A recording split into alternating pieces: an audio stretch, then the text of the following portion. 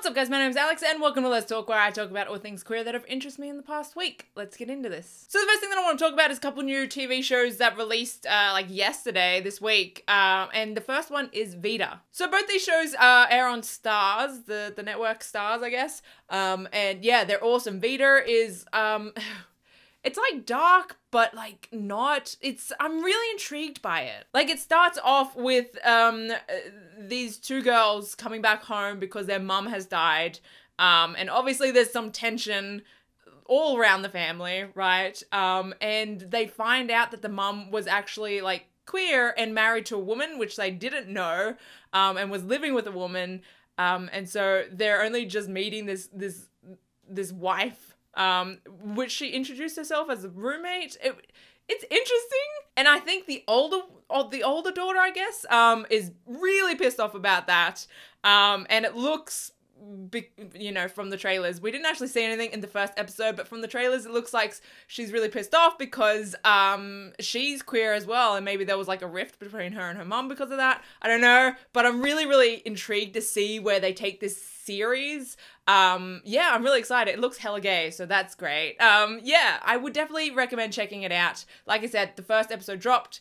I think there's only like 10 episodes this season.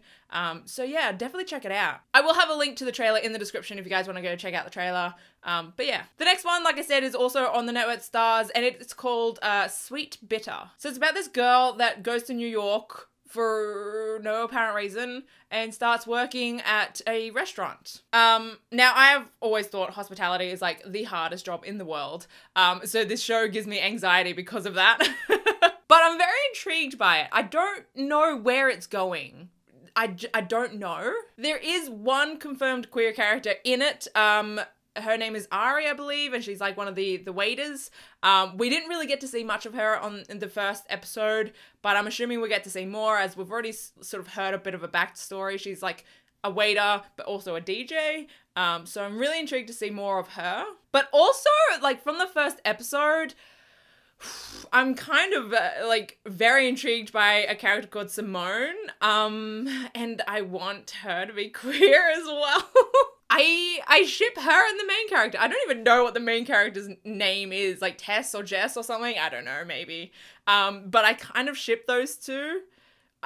Yeah, I don't know. I mean, she's intrigued by Simone as well, the main character. Like, she's infatuated by her throughout the episode, but she's also infatuated with this, like, you know, Brody guy, which I don't care for. But anyway, it's piqued my interest, this show, so I do recommend checking it out. I have a link to the trailer. The trailer, I'm not gonna lie, like when I sort of heard that there was gonna be a queer character in this show, and so I watched the trailer, and from the trailer I actually thought Simone was the queer character because it looks hella gay in the trailer.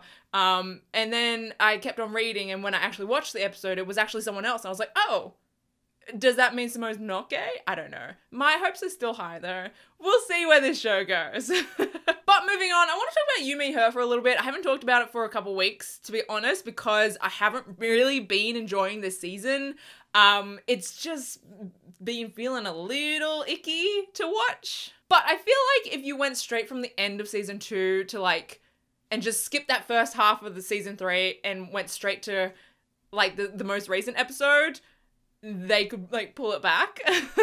It feels like they're sort of getting back on track, the show. We'll see. I don't think it's a very long season. I think it's like 10 episodes maybe. So I don't think they've got many episodes to go. But yeah, I have been a bit disappointed, and yeah, just not really excited about this first half of the season. They still, I mean, even season 2 didn't reach my interest like season 1 did. Season 1 was amazing. I loved season 1, but season 2 was still, I mean, it still had my interest a little bit. Season 3 though, I don't know, it's only now sort of getting my attention again. So we'll see how they end this season. But I'd like to know your thoughts on You, Me, Her if you guys have been watching it as well. Next up, I want to talk about Grey's Anatomy because this upcoming episode is the season finale, and is the last episode with April and Arizona. I did talk about this a little while ago. Both of them are leaving the show. Their characters are getting written off, which I'm so pissed about. Yeah, I'm sort of I obviously not watching the episode, and they could be leading me up to like a false sense of hope, but it feels like Arizona is gonna leave alive at the very least, and potentially Calzona could have their end game potentially, right? Off screen, of course. They're not going to show it on screen, but off screen, they could potentially have their happy ending. But I also, like, just don't trust Grey's Anatomy because they love killing people. Even though we got that with Callie, like, she was able to just leave without dying. I'm nervous. I will keep you guys up to date on this most recent episode of Grey's. If you guys have seen the promo, it looks like someone is gonna die. But I don't know. It's hard to predict Grey's, to be honest. But I actually called it, I think it was a couple of episodes ago, because me and my friend, she comes over every Friday and we watch Grey's Anatomy every Friday. And I was telling her that blonde chick that has been working with Meredith and Joe, I was like, I'm getting some gay vibes from her. And there was nothing to base that off. Absolutely nothing to base that off, because she's literally had like hardly any interaction with any character. But yeah, I was like, I feel like they're going to make her queer next season because they need to have a queer character, let's be honest. Otherwise, I'm not going to watch. And I feel like this most recent episode of Grey's, that might have been confirmed that she was actually queer, or she could just be like, because she mentioned like Meredith is going to like fall in love with her. And the chick that she was talking to was like, she's straight. And I was like, okay, does that just confirm that she's queer, or are they just talking like professionally? Like, I don't know. Like, were they just joking around, or was she legitimately like, I don't know, man. I don't know. But like, if she is queer, I'm gonna continue watching it. I'm not gonna lie, because I like her. She's pretty, and I'm weak. Let's be real. But yeah, we'll see how Grey's ends the season and how they handle Arizona leaving. I'm pissed that they're like even making her leave in the first place, because clearly like they're just doing it to try and get rid of like actors. I guess they're like just trying to like lessen their numbers, because like it doesn't make sense otherwise. Like, I don't know. It's not like I don't know. Arizona's storyline just sort of came out of the blue. They're like, oh, her kid wants to move back home. All right, let's move Arizona back home. I don't know. I'm still a little pissed, but we'll see. Next thing that I want to talk about is Wynonna Earp. We have a semi-release date for the new season 3 of Wynonna Earp. Emily just tweeted out today that it is going to be releasing in July. We don't have like an actual date, but July is when we're going to be seeing it.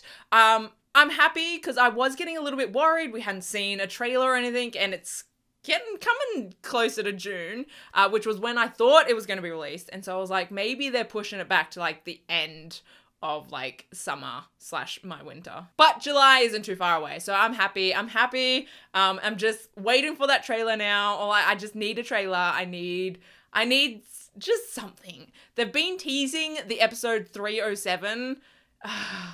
And it triggers me every single time. I swear to God, if they fuck it up, I'm gonna be so mad. Cause like 307, just like it's still sore. My heart is still sore, and I don't like how they're playing with it. But it's Wynonna, so we'll see how they go.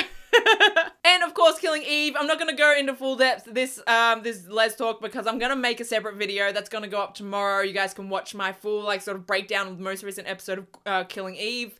Jesus, that show, like, it just fucks me up, and I love it. I did do a reaction to it, though. That is up on my Patreon, which is linked in the description, so if you guys want to go check out me reacting to it live, yeah, that's up on my Patreon. But yeah, I think that's about it from me. If you guys liked the video, hit that like button, and if you're new, subscribe. That would be incredible. I want to give a big shout out to my Patreon sponsors. We got Corey, Marissa, and Kathy. You guys are incredible and help me do what I do.